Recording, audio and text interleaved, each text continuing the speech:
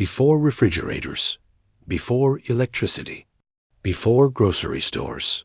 How did Great Plains families survive scorching summers and brutal winters with fresh meat, dairy, and vegetables? Picture this. Summer 1885, Nebraska homestead.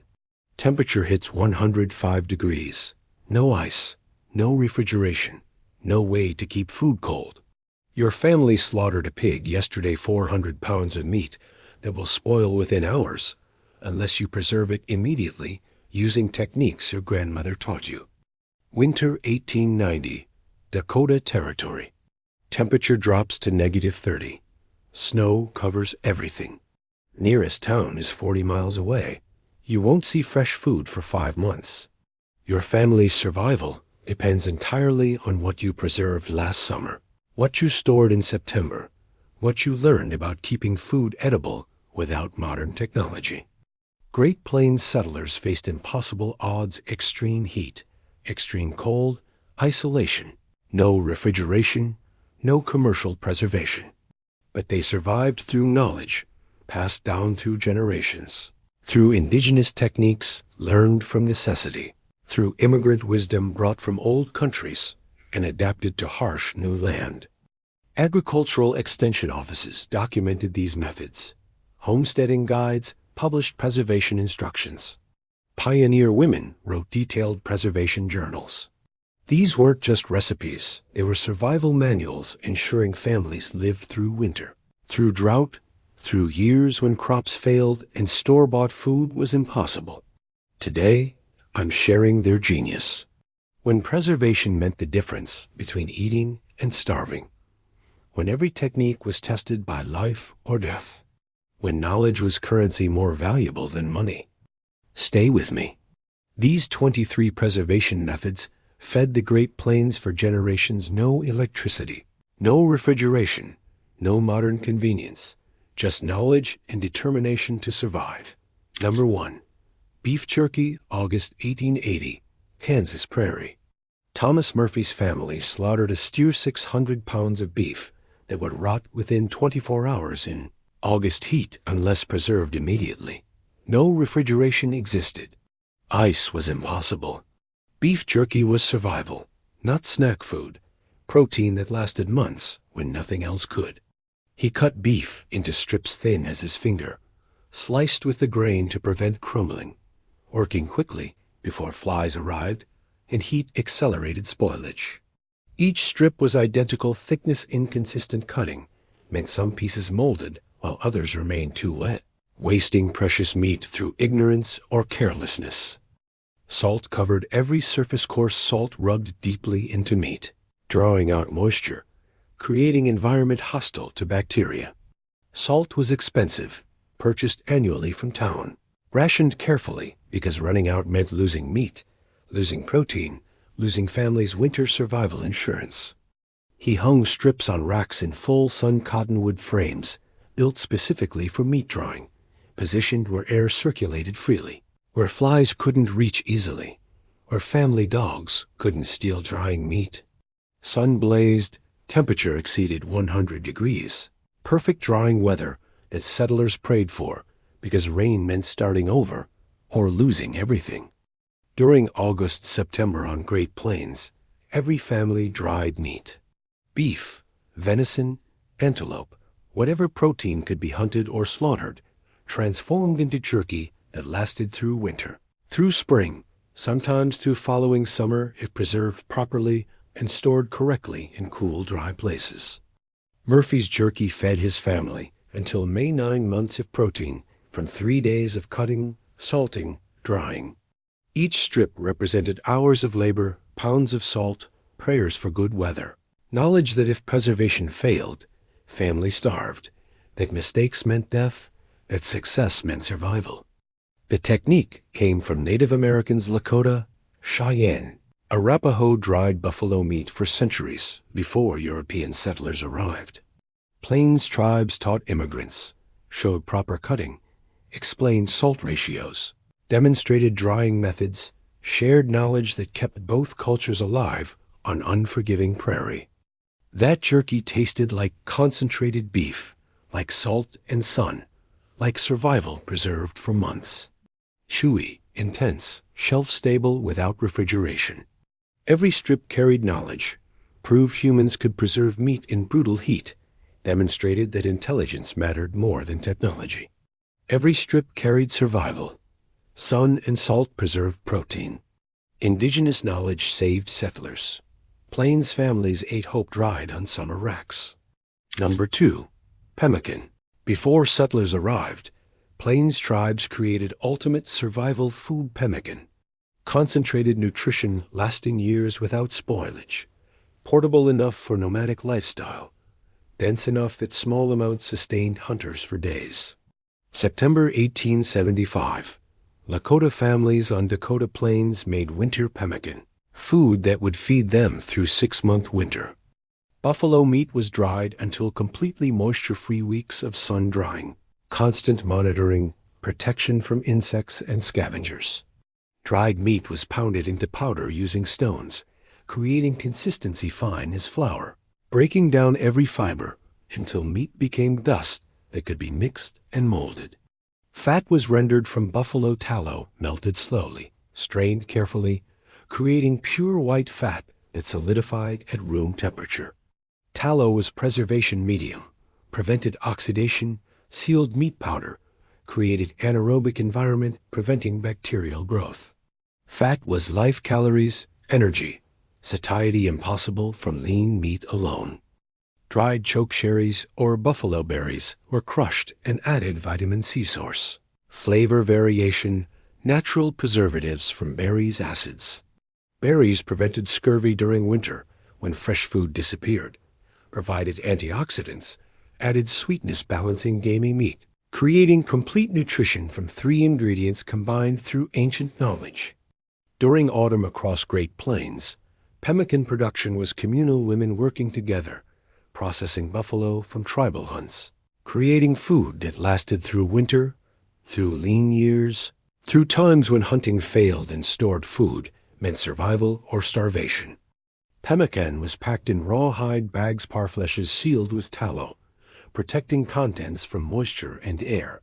Stored properly, pemmican lasted years, traveled thousands of miles with fur traders, sustained Lewis and Clark expedition, fed Royal Canadian Mounted Police, proved indigenous food science, rivaled any European preservation technique. White settlers adopted pemmican homesteaders, trappers, frontier military, anyone facing plains survival.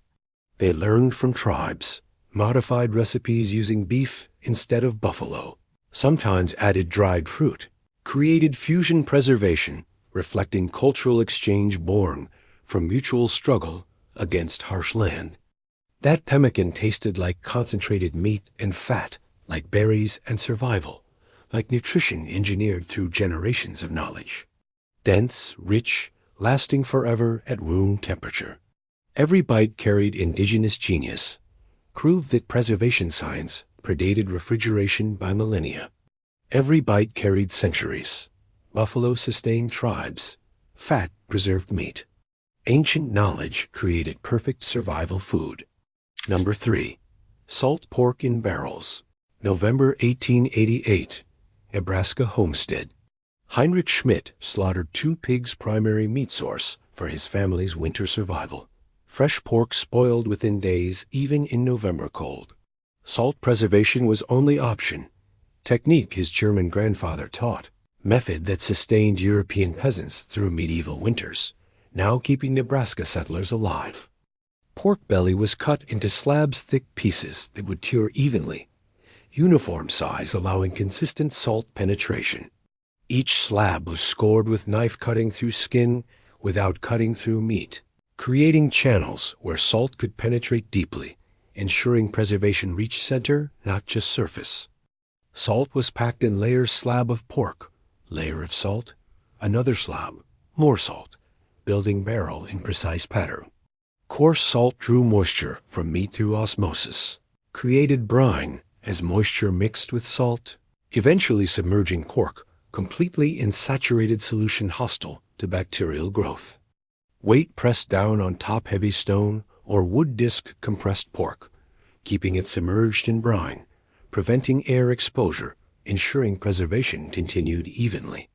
Barrel was stored in coolest location possible: cellar, dugout, north-facing storage, anywhere that stayed cold through winter, without freezing solid which would crack barrel. During late autumn, Great Plains homesteads processed pigs, every farm with pigs, every family preserving winter meat, entire communities working on same schedule because weather dictated slaughter timing, because waiting too long risked warm weather spoilage, because starting too early risked frozen meat impossible to process. Schmidt's salt pork lasted until May. 6 months of protein from November preservation. Each meal required soaking. Salt pork was inedibly salty, needed overnight water soak, changing water multiple times, rehydrating meat, removing excess salt, making it edible after months in brine that preserved it. The technique crossed oceans. Irish immigrants brought it. German settlers knew it. Scandinavian homesteaders practiced it, creating cultural continuity through shared preservation knowledge. Every European peasant culture knew salt pork. Poor people's meat preservation. Working class technique. Democratic food security, requiring only salt and labor, not wealth. That salt pork tasted intensely of salt and pork, like preservation flavoring meat, like 6 months in brine, creating something more preserved than fresh. Required soaking, required cooking, required accepting that survival food tasted different from fresh food, that living through winter required compromise. Every slab carried autumn. Salt created brine. Barrels held survival. German knowledge preserved Nebraska families through brutal winters. Number 4. Smoked sausage. Sausage making was art and science combined. October 1892. Czech immigrants in Kansas processed pig into sausages that would hang in smokehouse through winter, providing protein without refrigeration, demonstrating that proper preservation created safety and flavor simultaneously, through technique refined over centuries in old country. Ground pork was mixed with salt and spices: black pepper, garlic, sometimes caraway, seasonings that added flavor, but also preservation properties. Salt drew moisture. Spices contained antimicrobial compounds. Combination created environment unfriendly to bacteria. Proving ancestral wisdom, understood food science before laboratories existed to explain why methods worked. Meat was stuffed into casings, pig intestines cleaned meticulously. Natural tube, perfect for sausage. Biodegradable casing that shrank with meat during drying. Stuffing required skill: too loose and sausage collapsed, too tight and casing burst. Proper pressure came from experience, from watching grandmother, from years of practice and occasional failure, teaching proper technique. Sausages hung in smokehouse dedicated building, cool smoke from smoldering wood chips. Days of smoking creating preservation through multiple mechanisms. Smoke deposited antimicrobial compounds on surface. Heat drove out remaining moisture.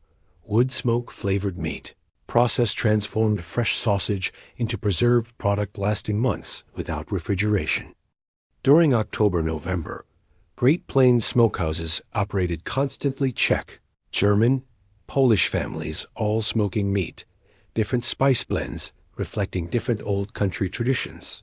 Shared techniques adapted to plains conditions where humidity and temperature differed from European homelands, but preservation principles remained constant. Smoked sausage hung through winter smokehouse, stayed cold naturally. Sausages aged slowly, developing complex flavors impossible in fresh meat. Each sausage represented hours of labor: butchering, grinding, seasoning, stuffing, smoking, monitoring, proving that convenience foods replaced skill-intensive traditions that created superior products through time and knowledge. The sausages were sliced thin, and fried cooking removed any remaining moisture, created crispy edges, released fat that had preserved meat through winter. Served with potatoes, cabbage, bread, simple meal that sustained working families, provided calories for farm labor, demonstrated that preserved food was daily food, not emergency rations. That sausage tasted like smoke and pork and spices, like Czech tradition, adapted to Kansas prairie, like old country knowledge preserving new country families. Intense flavor from preservation process, complexity from smoking and aging, proving that preservation could improve rather than merely maintain food quality. Every slice carried tradition. Smoke preserved without refrigeration. Czech knowledge sustained Kansas homesteads. Grandmother's recipes kept families fed. Number 5. Corned beef. Irish immigrants brought corning technique salt-curing beef in spiced brine. Preservation method that sustained Ireland through British occupation when fresh meat was luxury. March 1885. Irish homesteaders in Montana prepared corned beef, protein that would last through spring and early summer before autumn slaughter renewed meat supply. Beef brisket was submerged in brine salt solution with pickling spices, sugar if available, saltpeter if obtained from town. Brine penetrated meat slowly, required weeks of curing. Patients rewarded with preservation that lasted months.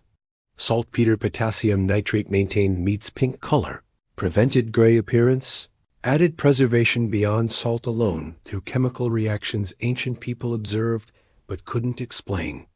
Meat stayed submerged completely weighted with plate and stone, ever touching air, ever developing surface mold. Brine was checked daily. Cloudy brine meant starting over.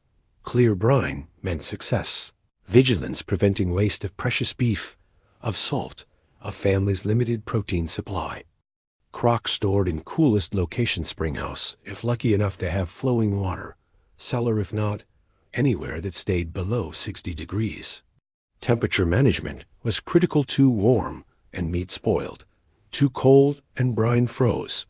Proper temperature meant monitoring, meant moving crocks seasonally, meant understanding microclimate differences within small homestead. During early spring on plains, corned beef supplemented winter-depleted stores. Salt pork was running low, jerky was picked over, fresh meat was months away. Corned beef provided variety, different flavor, protein carrying through hungry months between winter stores' exhaustion and summer plenty's arrival.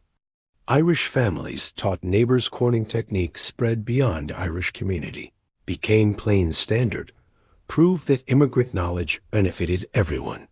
Cultural exchange through preservation. German sausage, Czech smoked meats, Irish corned beef, Scandinavian fish preservation, creating American fusion cuisine, born from shared hardship and mutual teaching. Corned beef was boiled with cabbage. Traditional Irish preparation.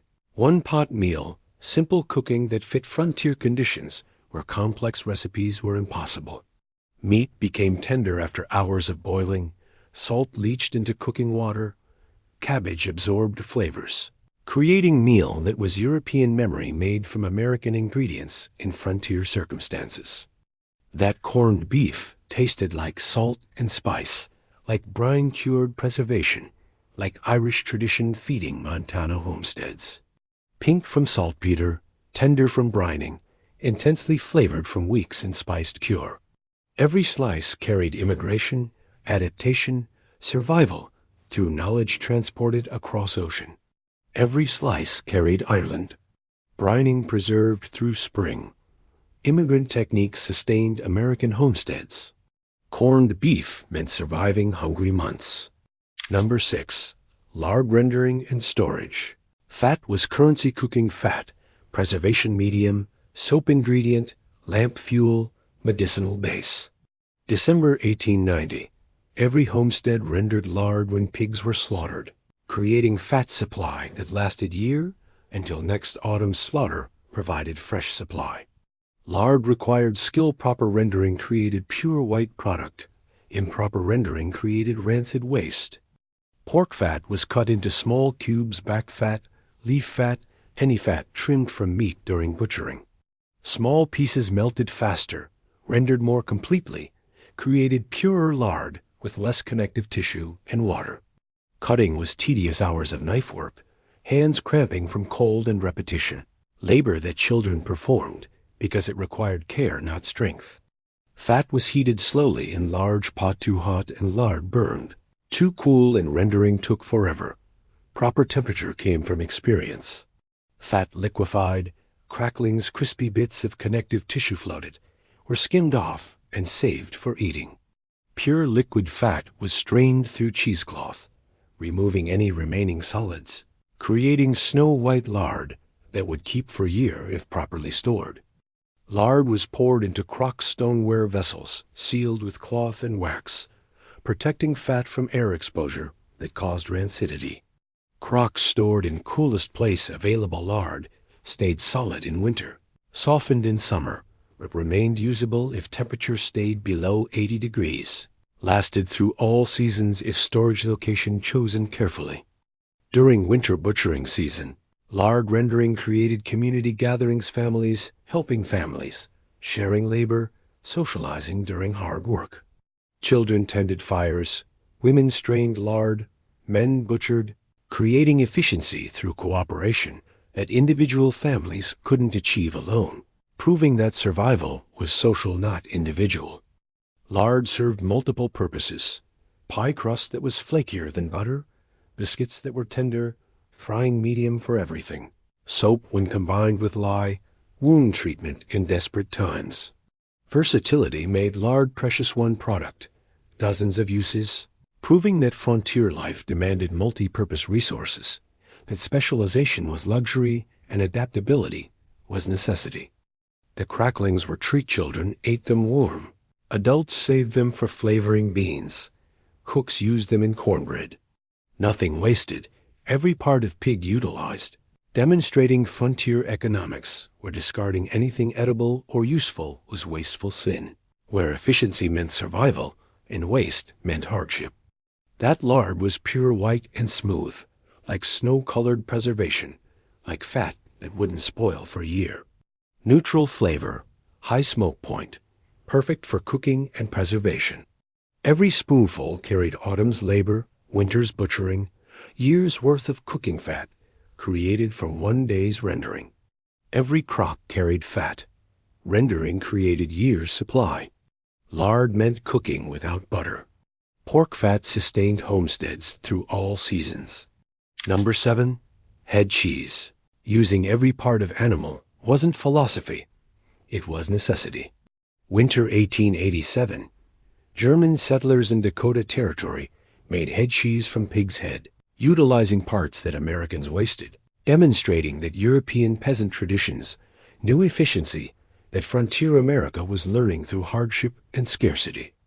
Pig's head was scrubbed clean, split in half, boiled for hours until meat fell from bones. Tongue, cheeks, jowls, all edible meat, picked carefully from skull. Nothing wasted except bones themselves. Broth was rich with gelatin from connective tissue, thickening naturally as it cooled, creating natural preservative that would suspend meat without canning or smoking. Meat was chopped and seasoned salt, pepper, vinegar if available, sometimes onions or herbs from summer's dried supply. Mixture was packed into molds or pans, covered with cooking liquid rich with natural gelatin. As it cooled, gelatin set, creating aspect that sealed meat from air, prevented bacterial growth through acidic environment and lack of oxygen.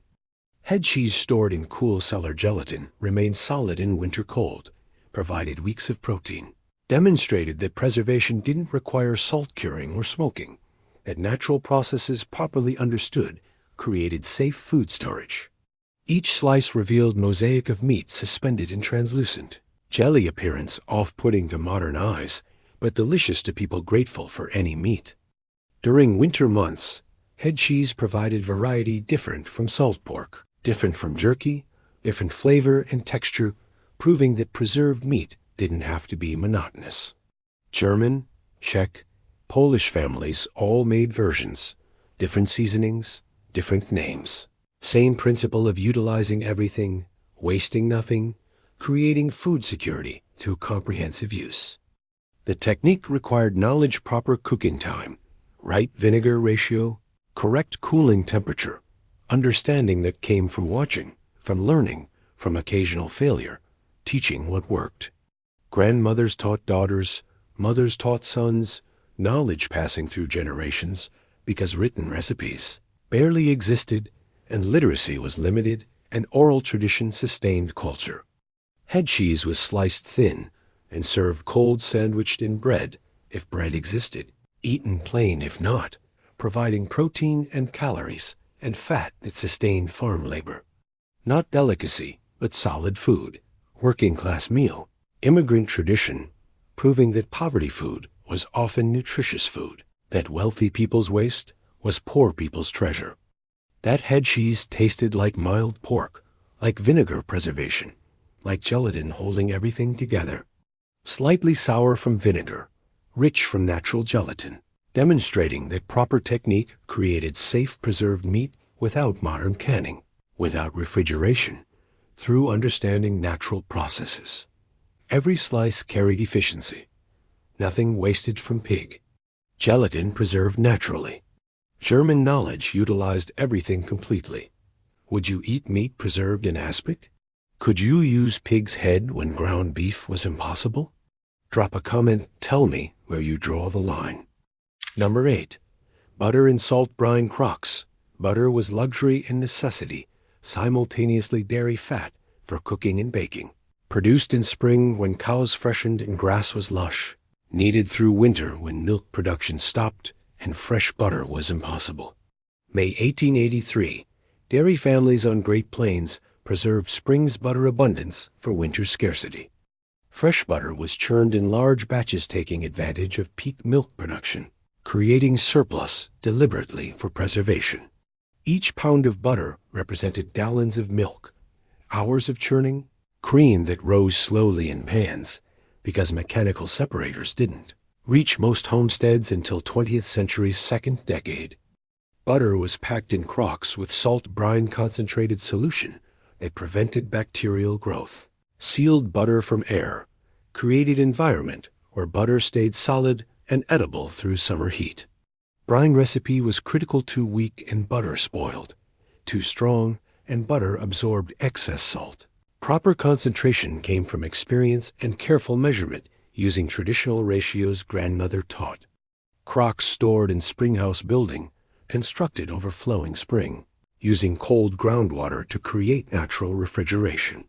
Springhouse kept butter semi-solid even in July heat, maintained cool temperature that prevented melting and rancidity, demonstrated that pre-refrigeration people understood temperature management. That technology replaced knowledge that worked perfectly well without electricity. During late spring and early summer, Plains dairy families filled multiple crocks, preserving May and June abundance to last through July. August, September until autumn brought cooler temperatures and cows bred back into production cycle. Butter preservation meant year-round cooking fat, meant baking was possible, meant survival maintained some luxury alongside its hardships. Preserved butter was rinsed before used salt brine washed away. Butter patted dry. Taste was slightly different from fresh, but acceptable for cooking and baking, where flavor differences mattered less than in butter eaten plain. Preservation changed butter's character, but maintained its function, proving that survival required accepting modified versions of ideal foods. The technique came from multiple cultures: Irish, Scandinavian, German, each bringing salt brine preservation knowledge from old country, where it sustained families for centuries before immigration. Plains America became testing ground where multiple European traditions met, merged, created hybrid techniques drawing from each culture's strengths. That butter tasted slightly salty, slightly different from fresh, but functional and valuable in economy where commercial butter didn't exist and homemade butter was only option. Spread on bread, used in baking, fried in pans, it worked, it sustained. It proved that preservation maintained utility even when changing quality. Every pound carried spring. Brine preserved through summer. Springhouses created natural refrigeration. Salt butter meant winter baking was possible. Number 9. Hard cheese. Cheese making transformed milk's brief freshness into months-long preservation. Summer 1890, Swiss and German dairy farmers on Great Plains made hard cheese utilizing peak milk production, creating protein that lasted through winter. demonstrating that fermentation and aging were preservation technologies as old as dairy animals themselves. Fresh milk was cultured with rennet enzyme from calf stomachs, coagulating milk into curds and whey, separating solids from liquid through biological process humans discovered millennia ago. Curds were cut, stirred, heated gently, releasing more whey, concentrating milk solids into dense mass that would become cheese. Curds were pressed in wooden forms, heavy weights squeezing out remaining moisture, compacting cheese into solid wheel, creating dense texture that would resist bacteria and age properly. Pressing took hours, required constant weight adjustment, demonstrated that cheese wasn't fast food, but craft requiring attention, knowledge, patience that modern industrial production eliminated, but traditional methods demanded. Cheese was rubbed with surface salt, prevented mold initially, gradually absorbed into cheese, flavored it, preserved it. Then cheese was waxed-coated with beeswax or paraffin, sealing it from air, creating anaerobic environment where beneficial fermentation continued, but harmful bacteria couldn't survive. Wax cheese could age for months, developing complex flavors impossible in fresh milk. During summer months, cheese rooms filled with aging wheels families with dairy cows made cheese weekly, building winter protein supply, creating food security through preservation requiring skill passed down through generations. German settlements, Swiss communities, Scandinavian homesteads all made cheese, each culture bringing techniques from homeland, adapting them to plains conditions. Aged cheese was hard, crumbly, intensely flavored, nothing like mild modern cheese, closer to Parmesan than cheddar, proving that preservation created strong flavors that fresh food didn't possess. Grated into dishes, sliced thin, eaten plain, providing concentrated nutrition where small amounts satisfied because flavor was intense and fat content was high. The cheese represented summer saved July's abundant milk-feeding family in February, when cows were dry, when fresh dairy was impossible, when preserved food was only food. Each wheel was summer's labor, autumn's patience, winter's reward, demonstrating that delayed gratification wasn't virtue but survival strategy.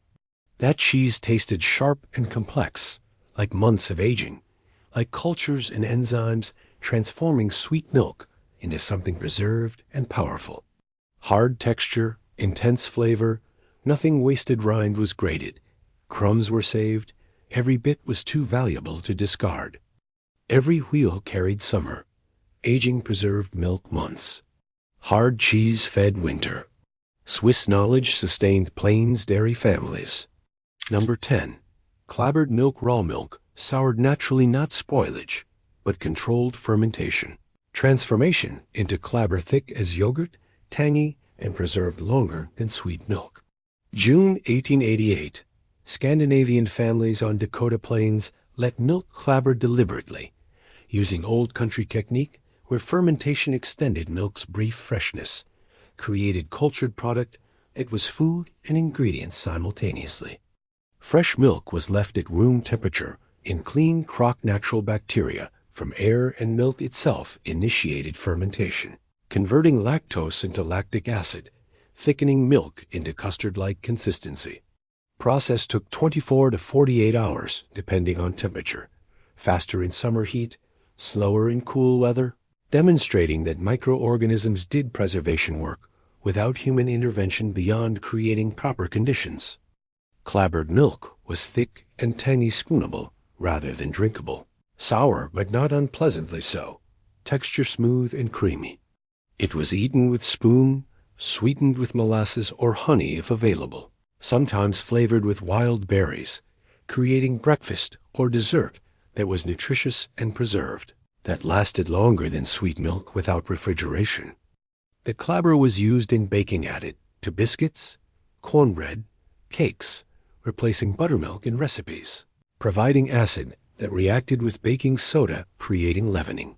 Sour milk chemistry was understood practically before scientists explained it theoretically. Cooks knew acid plus soda made things rise, knew clabber worked in recipes, knew that preservation created ingredients, not just preserved food.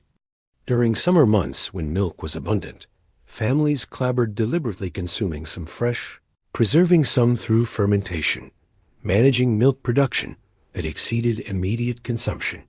Clabber meant less waste, meant milk stayed edible longer, meant dairy abundance could be extended beyond milk's natural brief freshness. Scandinavian immigrants taught neighbors Norwegian, Swedish, Danish families brought clabbering tradition, explained technique to confused Anglo-Americans who viewed soured milk as spoiled milk, who didn't understand controlled fermentation differed from dangerous spoilage.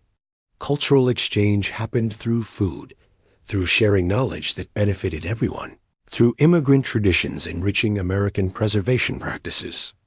The tradition faded with refrigeration. Cold storage preserved sweet milk, eliminating need for fermentation, changing American milk culture from fermented to fresh. But understanding was lost. Modern Americans fear sour milk, throw away what ancestors deliberately created, proving that technological advancement sometimes eliminates knowledge without replacing it with superior understanding. That clabber tasted like tangy cultured milk, like intentional sourness, like fermentation creating preservation and flavor simultaneously. Thick, spoonable, nothing like spoiled milk despite sour taste. Every spoonful carried Scandinavian wisdom, demonstrated that proper fermentation was preservation, not spoilage, proved that sour didn't mean dangerous. Every spoonful carried fermentation. Raw milk clabbered naturally. Sourness preserved longer. Scandinavian knowledge extended milk's freshness. Number 11. Dried cottage cheese. Cottage cheese could be dried moisture removed through heat and time, creating hard product that stored for months, rehydrated when needed. Summer 1885. Eastern European immigrants on Kansas plains dried cottage cheese, utilizing surplus milk, creating portable protein, demonstrating that peasant preservation knowledge solved problems American settlers faced in new land with similar challenges. Fresh cottage cheese was made from clabbered milk curds separated from whey, drained in cheesecloth, creating fresh cheese that lasted days, not months. To preserve it, cheese was spread thin on cloth, placed in sun, dried completely until hard and brittle, transforming soft fresh cheese into shelf-stable product through dehydration. Dried cheese was packed in cloth bags, stored in cool, dry place, protected from moisture that would cause mold, lasting through winter when fresh cheese was impossible. Product was nearly indestructible, no refrigeration needed, no special storage, just dryness and cool temperature, making it perfect for frontier conditions where preservation had to be simple and reliable. Rehydration required soaking dried cheese placed in water or milk overnight, absorbing liquid, swelling back to something approaching fresh cheese. Texture was different, never quite matching fresh cheese's creaminess, but edible and nutritious and valuable when fresh dairy didn't exist, proving that imperfect preservation was better than no preservation. During peak milk production, Eastern European families dried cheese routinely habit from old country, knowledge applied to new circumstances, technique that other settlers observed and adopted when they understood its value. Cultural diffusion happened through observation, through tasting neighbors' food, through recognizing that different approaches solved common problems. The dried cheese was crumbled into dishes added to potatoes, mixed with eggs if eggs existed, creating meals that had protein when meat was scarce. It wasn't eaten alone, usually texture and flavor were too concentrated, too strange, better as ingredient than main dish, proving that some preservation created ingredients rather than finished foods. This preservation is nearly forgotten. Now refrigeration eliminated need for drying cheese. Modern Americans never learned technique their great-grandparents considered standard knowledge. Food culture lost skills, lost diversity of preservation methods, gained convenience, but surrendered understanding that would matter if modern systems failed. That dried cheese tasted intensely of dairy, like concentrated cottage cheese, like preservation through complete moisture removal. hard, brittle, strange texture until rehydrated. Every piece carried European peasant knowledge, proved that poverty techniques worked, that simple methods preserved complex foods. Every piece carried old country, drying preserved cottage cheese. Eastern European knowledge sustained Kansas homesteads. Dried cheese meant winter protein. Number 12. Root cellar storage. Underground changed everything. Earth's constant temperature created natural refrigeration, cool but not freezing, stable through seasons. October 1882. Plains homesteaders filled root cellars with harvest, utilizing Earth's thermal mass, creating food storage that didn't require technology, electricity, or money, just knowledge of digging correctly and storing properly. Cellars were dug into hillsides or ground 8 feet deep minimum, deeper in areas where frost penetrated further, creating space where temperature stayed between 32 and 40 degrees year-round. Ventilation pipes brought fresh air, moisture drains prevented standing water, design details that separated successful cellars from failures that froze or molded everything stored inside. Potatoes were layered in bins, never piled too deep, air circulating between layers, sorted regularly to remove any sprouting or rotting tubers before they contaminated others. Each potato represented summer's labor, seed planted in May, tended through drought, harvested in September, now feeding family until next May's crop matured. Carrots were packed in damp sand standing upright, covered completely, sand maintaining humidity that kept carrots crisp rather than shriveled. Turnips, beets, parsnips, all stored similarly, each vegetable requiring specific conditions, specific humidity, specific temperature ranges that root cellar provided naturally through Earth's constant temperature. During autumn harvest, Plains families filled cellars systematically, vegetables arranged by type, by storage requirements, by planned consumption order. Organization mattered. Disorganization meant vegetables forgotten until spoiled, meant waste in economy where waste was unacceptable, meant potential starvation if winter stores were inadequate because poor storage destroyed autumn's abundance. Root cellars were checked weekly through winter, removing sprouting potatoes, checking for rot, maintaining ventilation that prevented freezing and mold simultaneously. Management required vigilance, required understanding that storage wasn't passive, that successful preservation demanded ongoing attention and intervention. The technique was universal. Every culture that farmed in temperate climates knew root cellaring, brought knowledge to Plains from Ireland, Germany, Scandinavia, Russia, anywhere that grew root crops and faced winter. Underground storage was democratic, required labor, not money, worked for poor and prosperous equally, proved that good ideas transcended class and culture. Those vegetables tasted like earth and autumn, like preservation through temperature and humidity, like harvest feeding family through winter and spring. Flavor changed, slightly earthier, sometimes sprouted, but edible and nutritious and available when fresh vegetables were impossible, when winter meant eating what you preserved or eating nothing. Every potato carried earth. Underground created natural refrigeration. Root cellars sustained Plains families. Digging meant surviving winter. Number 13. Sauerkraut. Cabbage transformed through fermentation, shredded, salted, pressed, time-turning vegetable into preserved food that lasted months, provided vitamin C through winter, prevented scurvy that killed people who ate only preserved meat and dried grains. November 1890. German families on Great Plains made sauerkraut, utilizing autumn cabbage harvest, maintaining old country tradition that proved nutritionally critical on frontier. Cabbage heads were shredded fine, thin strips, fermented faster, released juice more readily, created better texture in finished sauerkraut. Shredding was tedious, special boards with blades, hours of work, hands cramped from repetitive motion, labor that children performed because it required care and patience, not strength. Salt was massaged into shredded cabbage, drawing out moisture through osmosis, creating brine that would cover cabbage completely, providing an environment where beneficial lactobacillus bacteria thrived, while harmful bacteria couldn't survive. Salt ratio was critical. 2% was traditional, enough to preserve without oversalting. Concentration that ancient peoples discovered through trial and error over millennia.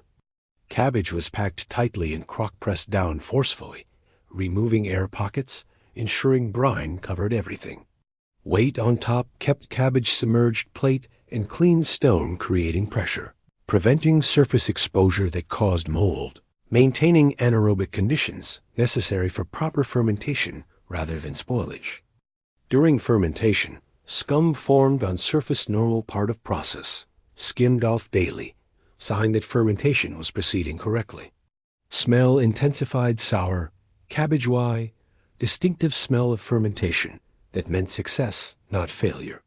After several weeks, sauerkraut was ready. Sour, crunchy, preserved through controlled bacterial fermentation that ancient peoples practiced long before understanding the microbiology that made it work. Sauerkraut prevented scurvy. Vitamin C survived fermentation, provided essential nutrient through winter when fresh fruits and vegetables didn't exist. British sailors ate limes. German immigrants ate sauerkraut, prevented scurvy. Vitamin C survived fermentation, provided essential nutrient through winter when fresh fruits and vegetables didn't exist. British sailors ate limes. German immigrants ate sauerkraut, both solving same problem through different fermented foods, proving that preservation could maintain nutrition alongside creating storage stability. The sauerkraut was eaten daily with pork, with potatoes, plain as side dish, providing sour contrast to bland winter diet. Some families loved it, some tolerated it, all ate it because health required it, because tradition demanded it, because grandmothers insisted, and grandmothers knew things modern science later confirmed. That sauerkraut tasted intensely sour, like fermentation creating preservation and flavor simultaneously, like cabbage transformed into something more nutritious than fresh. Crunchy, tangy, alive with beneficial bacteria. Every bite carried German tradition, proved fermentation was preservation technology, demonstrated that sour meant safe, not spoiled. Every bite carried fermentation. Salt and thyme preserved cabbage. Sauerkraut prevented scurvy. German knowledge kept Plains families healthy. Number 14. Pickled cucumbers. Cucumber harvest overwhelmed weeks, when cucumbers produced faster than families could eat them fresh, requiring preservation or waste. August 1886. Every Plains garden with cucumbers meant every family making pickles, utilizing fermentation, creating preserved vegetables that lasted through winter, provided variety when diet became monotonous from eating only stored staples. Cucumbers were packed in barrels with salt brine whole cucumbers, sometimes halves, covered completely in brine, strong enough to preserve but not so strong that pickles became inedibly salty. Dill seed, garlic, grape leaves all added for flavor and tannins that kept pickles crispy rather than mushy, demonstrating that traditional recipes included ingredients for reasons chemistry later explained.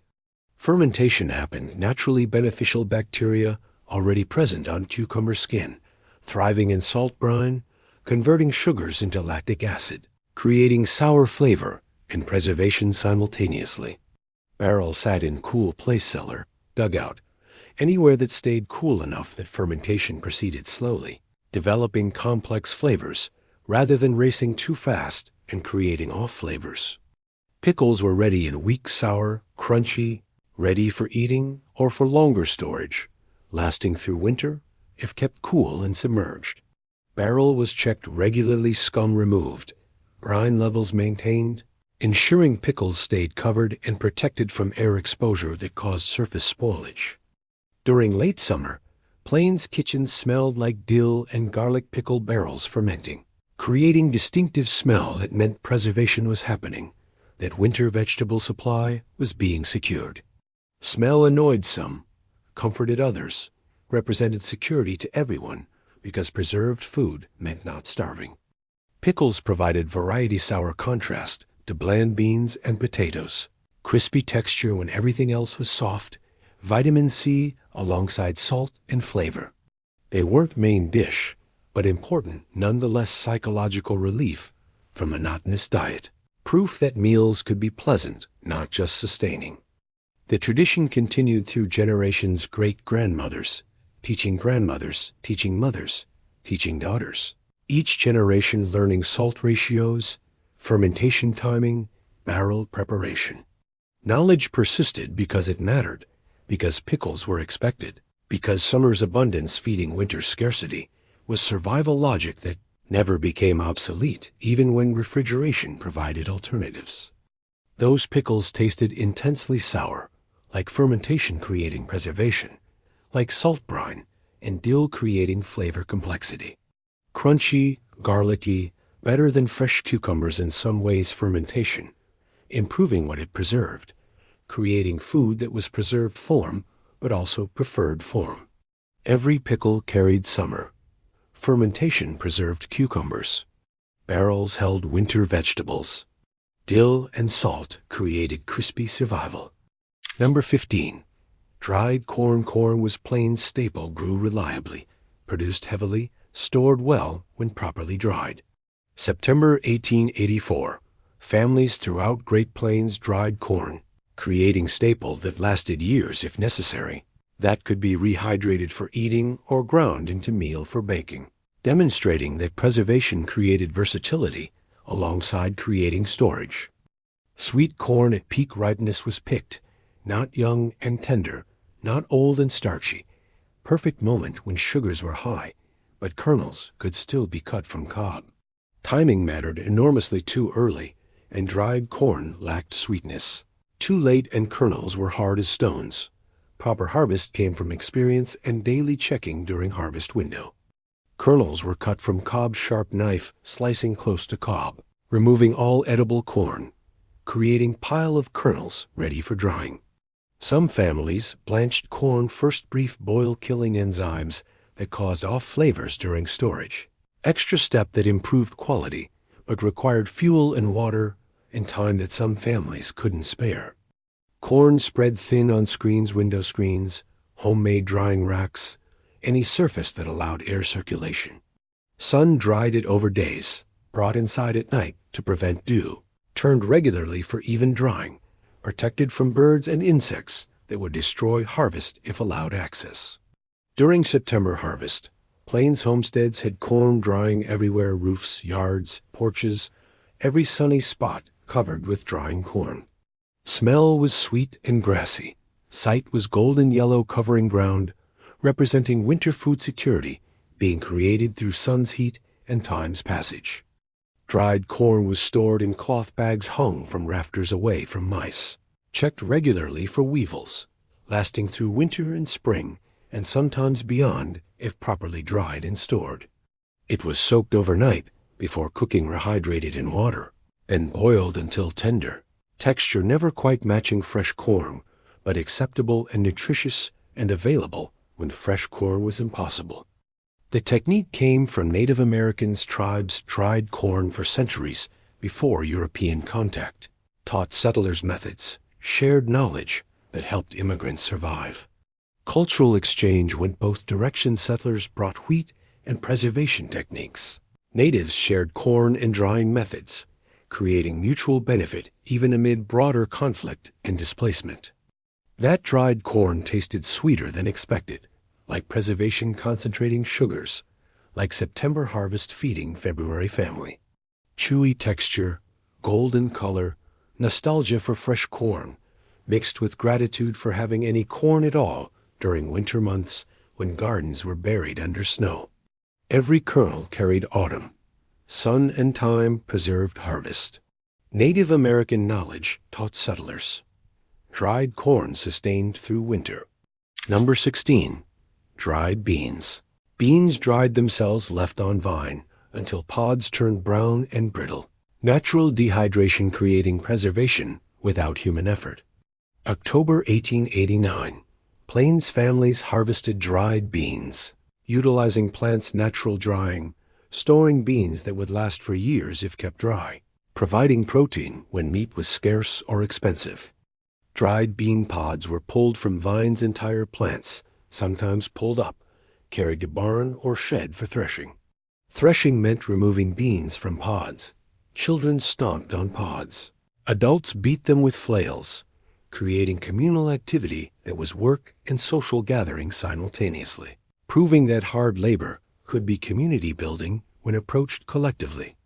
Beans were winnowed, tossed in air, wind carrying away chaff, while beans fell back into container.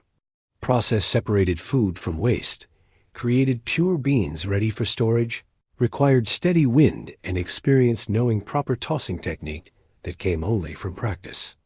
Beans stored in jars or bags protected from weevils, protected from moisture, lasting indefinitely if storage was proper. Dried beans were nearly indestructible, could survive anything except water and insects, representing food security that was almost permanent, that could feed families through multiple lean years if properly protected. During autumn harvest, bean threshing created community gatherings, neighbors helping neighbors, sharing labor, socializing while working. Work alone was overwhelming. Work together was manageable and even enjoyable, proving that cooperative labor solved individual impossibility. Beans required long cooking, soaked overnight, boiled for hours, becoming tender slowly through hydration and heat. Cooking demanded fuel and time, but result was protein-rich food that sustained hard physical labor, that filled bellies, that provided nutrition meat couldn't when meat was unaffordable or unavailable. Different families grew different beans, pintos, navy beans, kidney beans, each variety having advocates, each proving that bean diversity provided both agricultural insurance and dietary variety. Beans adapted to plains conditions, drought-tolerant, nitrogen-fixing, reliable, even when other crops failed, demonstrating that smart crop choice was survival strategy. Those beans tasted earthy and dense, like protein from plants, like autumn harvest providing winter sustenance. Long cooking, simple flavors, filling meals that sustained families through hardship. Every bean carried reliability, proved that some foods were nearly foolproof, that preservation could be simple as letting nature dehydrate crops. Every bean carried years. Natural drying created storage. Protein sustained without meat. Beans meant security through multiple seasons. Number 17. Pumpkin leather. Pumpkins were abundant and heavy, difficult to store whole, requiring creative preservation to utilize harvest. October 1883. Families learned from Native American technique drying pumpkin into leather, creating preserved product that rehydrated for pies, that stored compactly, that lasted through winter without spoiling or freezing. Pumpkins were cut open, seeds removed, flesh scooped from skin. Flesh was sliced thin quarter-inch strips, uniform thickness for even drying, creating pieces that would dry thoroughly without remaining damp at center. Thin slicing was tedious hours of knife work, piles of orange flesh, sticky hands, labor that utilized entire family because volume was enormous. Strips were laid on drying rack screens, boards, anything that allowed air circulation underneath and on top. Sun dried them over days. Autumn sun was weaker than summer, but adequate if weather cooperated, if rain held off, if early snow didn't arrive before drying completed. Dried pumpkin was leathery and flexible, dark orange, reduced a fraction of original volume, stored flat in layers with cloth between to prevent sticking. Completely dried pumpkin lasted indefinitely. No moisture meant no spoilage. Compact form meant easy storage. Rehydration returned it to something approximating fresh pumpkin. During autumn, pumpkin drying happened alongside corn drying, multiple crops preserved simultaneously, creating food security through diversity of preservation methods and preserved foods. Families with good harvest had surplus to trade. Families with poor harvest traded labor for preserved food, creating economy based on food exchange, not money. Dried pumpkin was soaked and cooked for pies, rehydrated in water or milk, sweetened with molasses or honey, spiced with cinnamon and nutmeg if available. Texture was different from fresh pumpkin, never quite as smooth, slightly stringy, but functional for baking, adequate for pies that were treat, not daily food. The technique nearly disappeared. Refrigeration made fresh pumpkin available year-round through canning and freezing, eliminating need for drying. Modern Americans don't dry pumpkin, don't know it's possible, lost knowledge their ancestors considered essential, proving that technology replaces rather than supplements traditional knowledge. That pumpkin leather tasted concentrated, like sweetness intensified through drying, like autumn harvest preserved in compact form. Chewy, dark orange, strange texture that worked better rehydrated than eaten dry. Every strip carried Native American wisdom, proved that drying preserved what couldn't be stored fresh. Every strip carried harvest. Drying reduced volume dramatically. Native American knowledge taught preservation. Pumpkin leather meant winter pies. Number 18. Dried apples on strings. Apple harvest came fast weeks when apples ripened faster than families could eat fresh, requiring preservation or loss. September 1887. Families throughout plains sliced apples thin, threaded them on strings, hung them to dry, creating preserved fruit that lasted years. That made pies in March from September's harvest. Apples were cored in sliced quarter-inch rings, consistent thickness for even drying, creating circles with holes perfect for threading. Slicing was assembly line work. Children cored, women sliced, creating efficiency through division of labor, processing bushels of apples in hours through cooperative family effort. Strings were threaded through apple rings, long strings, dozens of rings per string, creating garlands of apples that hung from rafters, from porch ceilings, from anywhere protected from rain and insects. Strings hung where air circulated: attic, covered porch, barn loft, anywhere dry and ventilated, proving that drying required proper location more than special equipment. Apples dried over weeks, checking regularly, removing any that molded, ensuring all dried completely before storage. Completely dried apples were leathery, flexible, reduced to 1/10 their fresh volume, creating concentrated fruit that stored compactly in bags or boxes for months or years. During autumn, homes had apple strings hanging everywhere. Rafters were festooned with drying fruit, visual reminder that preservation was happening, that winter desserts were being secured. Smell was sweet apple fragrance. Children stole dried rings as snacks. Adults monitored to ensure enough survived for winter pies. Dried apples rehydrated for pies soaked overnight in water, plumped back toward fresh apple size and texture, cooked with sugar and cinnamon into filling that reminded families of autumn even in February when snow-covered ground and fresh fruit was impossible.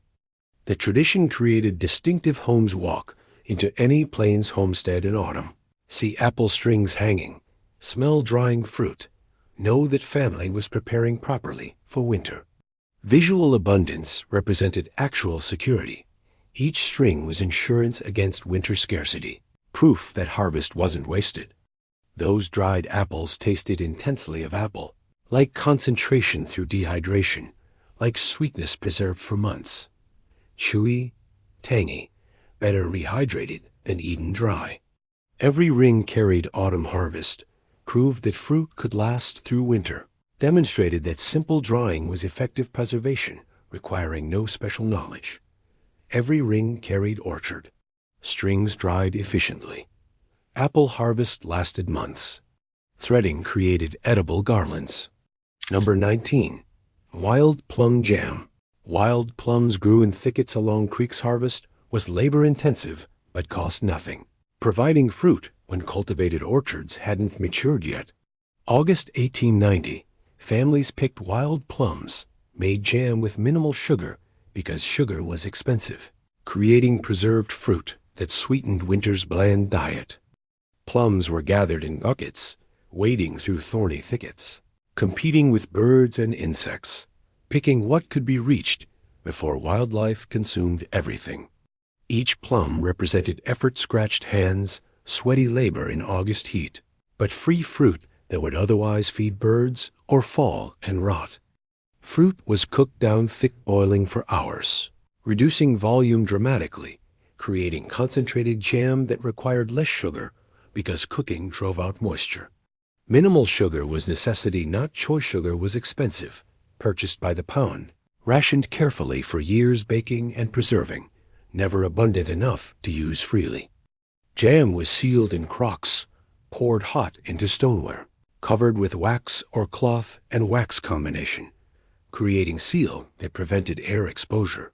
Wax seal was critical. Improper sealing caused mold, wasted fruit and labor, required vigilance and understanding that preservation demanded attention to detail. During late summer, wild fruit harvesting provided free food. Plums, choke cherries, wild grapes, whatever grew naturally and could be gathered. Foraging supplemented garden and farm production, extended food supply without costing money, proved that free food existed for those willing to work for it. The jam provided sweetness spread on bread, mixed into oatmeal, eaten plain as treat when treats were rare. Children received jam as reward for good behavior, as medicine when sick, as reminder that life included sweetness even during hardship. Wild plum jam represented resourcefulness, utilizing free resources, preserving carefully, managing sugar scarcity through technique, creating something desired from something free.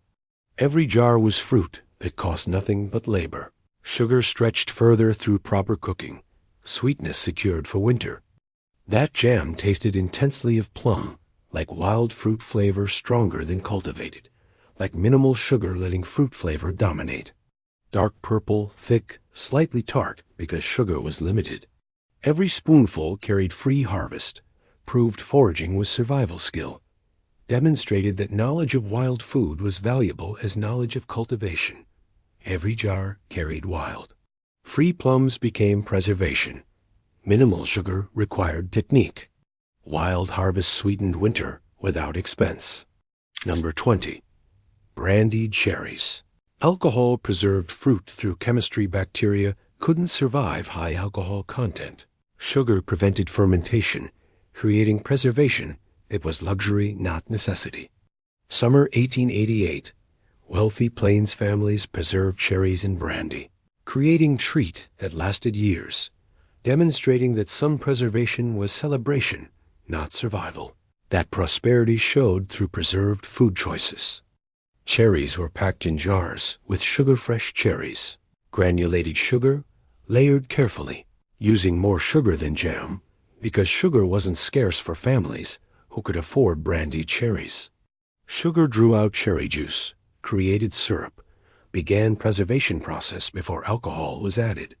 Brandy covered everything, filling jar completely, ensuring all cherries submerged, creating environment where nothing harmful could grow. Brandy was expensive, purchased from town, brought by train from distant distilleries, luxury ingredient that most families couldn't afford, marking brandied cherries as prosperity food, not survival food. Jars sealed and stored, kept for months or years, flavors melding, cherries absorbing brandy, brandy absorbing cherry flavor. Product improved with age time, creating complexity impossible in fresh fruit, proving that some preservation enhanced rather than merely maintained, that waiting improved what it preserved. During summer preservation season, wealthy families' methods differed from poor families. More sugar, more purchased ingredients, more elaborate techniques, proving that food preservation reflected economic status, that survival techniques differed from luxury techniques, even though both preserved food successfully. Brandied cherries appeared at special occasions, Christmas, weddings, important dinners, demonstrating that some preserved food was celebratory, not daily. That preservation could be about creating treats, not just preventing starvation. Social class showed through preserved food choices. Brandied cherries versus plain dried cherries revealed economic differences clearly. The technique showed wealth affording brandy, affording abundant sugar, affording cherries not needed immediately for eating or plain preservation. Brandied cherries were statement: we have enough, we can preserve luxuriously. We aren't merely surviving, but living well.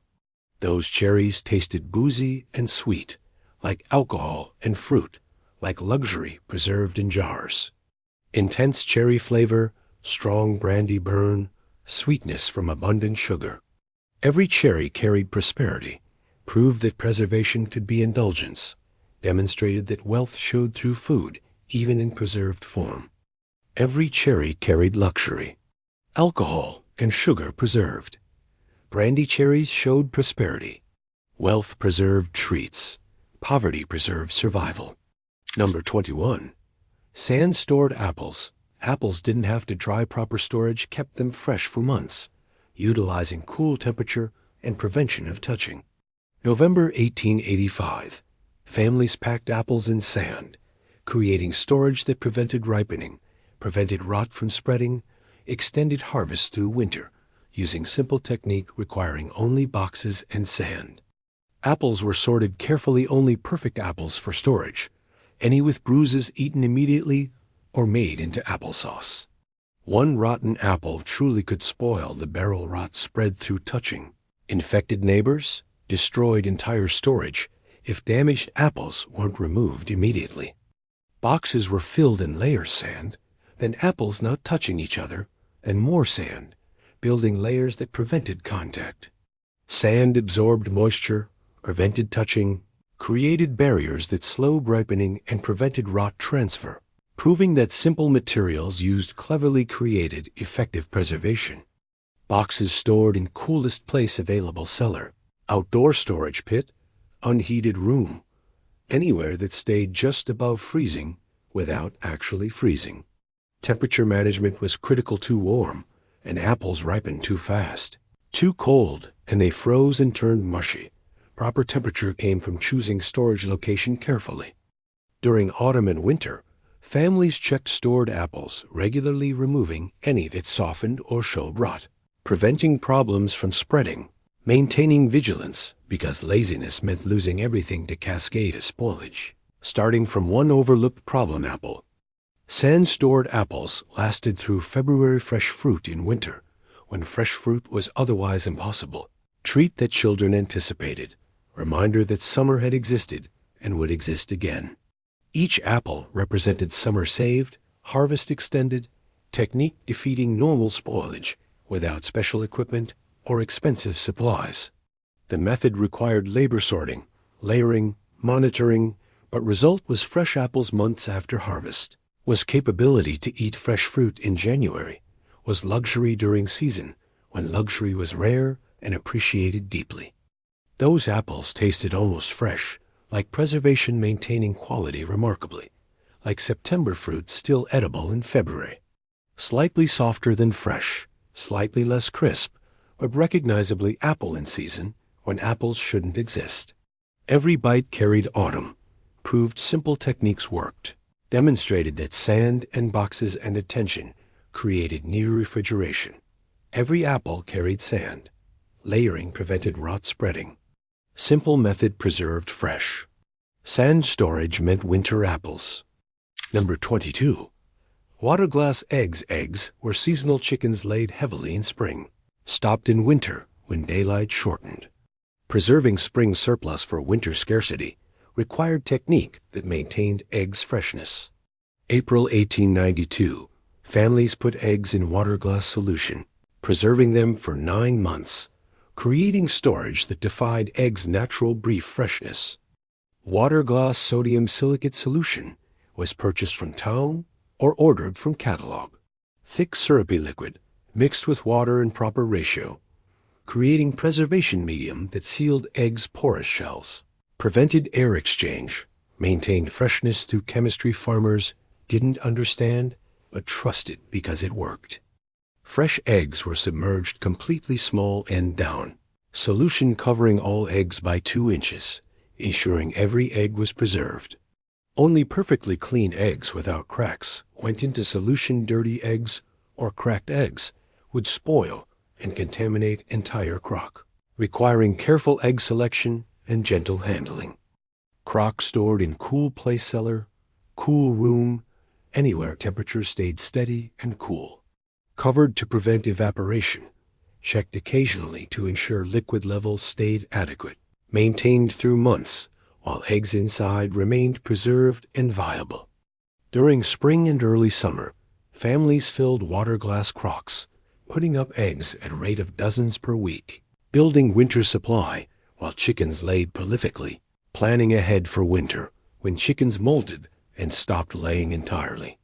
Preserved eggs were usable, but different shells absorbed some solution. Whites were slightly thinner, yolks sat lower, but eggs cooked normally and tasted fine, especially in baking where slight differences mattered less than in eggs eaten plain. Preservation changed eggs but maintained their functionality, proving that surviving meant accepting modified versions of fresh foods. The technique was universal from 1880s through 1940s. Every farm family knew water glass. Every homemaker had crock in cellar. Standard preservation until refrigeration made it obsolete. Modern Americans don't know it's possible. Lost knowledge that sustained rural America for generations. Those eggs tasted nearly fresh, like preservation maintaining quality remarkably, like spring eggs feeding winter family. Slightly different texture, slightly thinner whites, but definitely eggs when eggs otherwise didn't exist. Every egg carried spring saved for winter, proved chemistry worked even without understanding why. Every egg carried spring. Water glass, sealed shells. 9 months of preservation. Chemistry sustained winter breakfasts. Number 23. Dried egg powder. When water glass wasn't enough, when eggs were too abundant even for liquid preservation, extreme method existed, drying eggs completely, creating powder that stored indefinitely. Summer 1889, during exceptional egg surplus, some families dried eggs, creating emergency storage, proving that desperation drove innovation beyond standard techniques. Eggs were beaten thoroughly whole eggs, mixed until completely uniform, creating liquid that would dry evenly. Mixture was spread thin on cloth or parchment thickness of knife blade, creating layer that would dry completely without remaining wet underneath, requiring steady hand and patience. Drying took days and sun eggs spread on tables or boards, protected from insects with cheesecloth, turned occasionally for even drying. Result was brittle sheet of dried egg that flaked and crumbled into powder, completely dehydrated, shelf-stable indefinitely if kept dry. Powder was stored in jars, protected from moisture absolutely, because any dampness would cause clumping or spoilage, requiring vigilance about keeping containers sealed. Used in baking where eggs' binding and leavening properties mattered more than fresh egg flavor. Adequate for purpose, if not ideal. During times of extraordinary surplus spring, when every hen laid simultaneously, when eggs overwhelmed preservation capacity, drying was last resort preservation. Labor-intensive, results weren't equivalent to fresh eggs, but prevented waste, created storage when other methods were full. Dried eggs rehydrated partially 1 tablespoon powder plus 2 tablespoons water equaled 1 egg in baking. Never quite matching fresh eggs, but adequate for baked goods where texture mattered less. Reconstitution was approximate ratios were guidelines, not precision. Results varied. Acceptability depended on low expectations. This preservation was rare. Most families never needed it, preferring water glass or simply eating eggs while abundant and doing without during scarcity. Dried eggs were emergency measure, demonstration that preservation could extend to extreme lengths when waste was unacceptable. That powder tasted like eggs barely, like drying removing something essential, like preservation reaching its limits. Adequate for baking, inadequate for anything else, proving that some preservation created ingredients, not food. That utility survived even when quality didn't. Every spoonful carried desperation. Complete drying created storage. Powder never equaled fresh. Extreme preservation meant zero waste. 23 methods. Before refrigeration. Before electricity. Great Plains families survived through knowledge. Beef jerky, pemmican, salt pork, smoked sausage, corned beef, lard, head cheese, butter in brine, hard cheese, clabbered milk, dried cottage cheese, root cellars, sauerkraut, pickles, dried corn, dried beans, pumpkin leather, dried apples, wild plum jam, brandied cherries, sand-stored apples, water-glass eggs, dried egg powder. These weren't recipes. These were survival. Knowledge passed grandmother to mother to daughter. Techniques tested by life or death. Preservation that fed families through impossible conditions. They survived scorching summers without refrigeration, brutal winters without grocery stores, isolation without commercial food. They preserved everything because wasting anything meant starving. If this changed how you see food preservation, hit like. If you're grateful for refrigerators, drop a comment. Subscribe for forgotten knowledge America needs to remember. 23 methods. 0 electricity. Complete self-sufficiency. Survival preserved hope through knowledge. Always has. Always will.